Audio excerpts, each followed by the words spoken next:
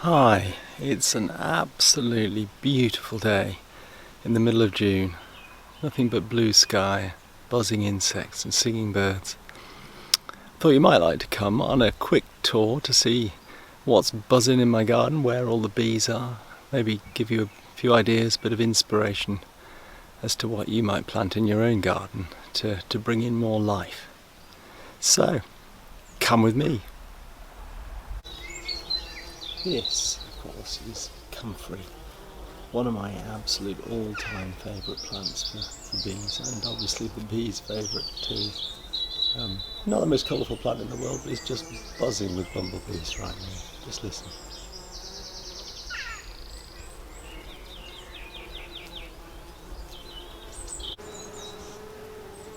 So this is a different version of comfrey, Caucasian comfrey. It's a different species. Lovely blue flowers, and it flowers a bit earlier than the previous common comfrey. Equally popular with bumbles. As is catmint, of course. There's a lovely queen red tail there. Not sure what she's doing on the wing in June. Glorious flower there. Very pretty too. This is also very pretty, but it's been quite disappointing. I'm sure there's a bumble on there now. I think that's a male southern cuckoo, but really not as attractive as most scabies are. I would avoid pink mist if I were you. Bumblebees visit lupins, mainly for the pollen. It has this lovely reddy orange pollen. If you look closely on the legs of these bees, you might spot it. Oh, there we go, look. Gorgeous. Beautiful plant too.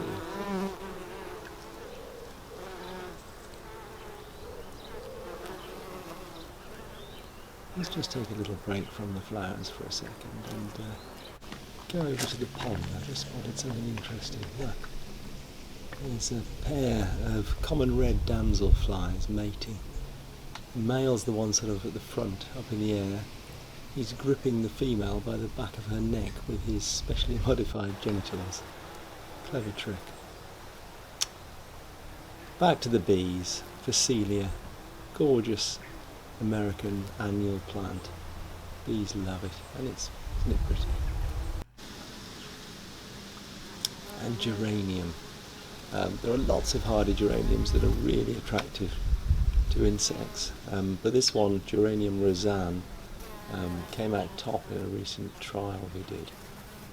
As you can see, lots of happy bees.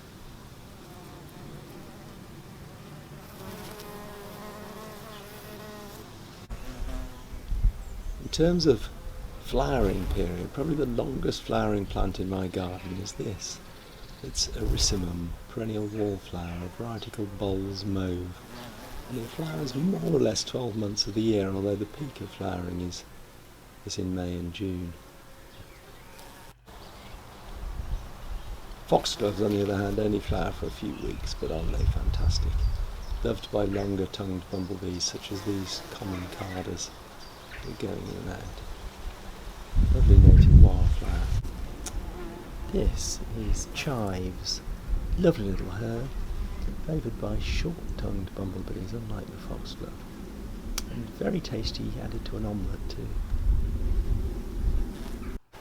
Another flower for short-tongued bees, in this case mostly attracting solitary bees today, is Cotoneaster horizontalis, it's a woody shrub. And finally, Spanish lavender, sometimes called top-knot lavender. This one, right by my house, is absolutely buzzing with male bumblebees today. I seem to love it. I'm feeling quite worn out after all that. What better way to end a perfect day than by having a snooze in the grass, listening to the wildlife. Take it easy. If you'd like to know more about bumblebees and other pollinators and the wonderful world of insects in general, or about how to make your garden more wildlife friendly, then you might enjoy one of my books, available at all the usual places. Thank you.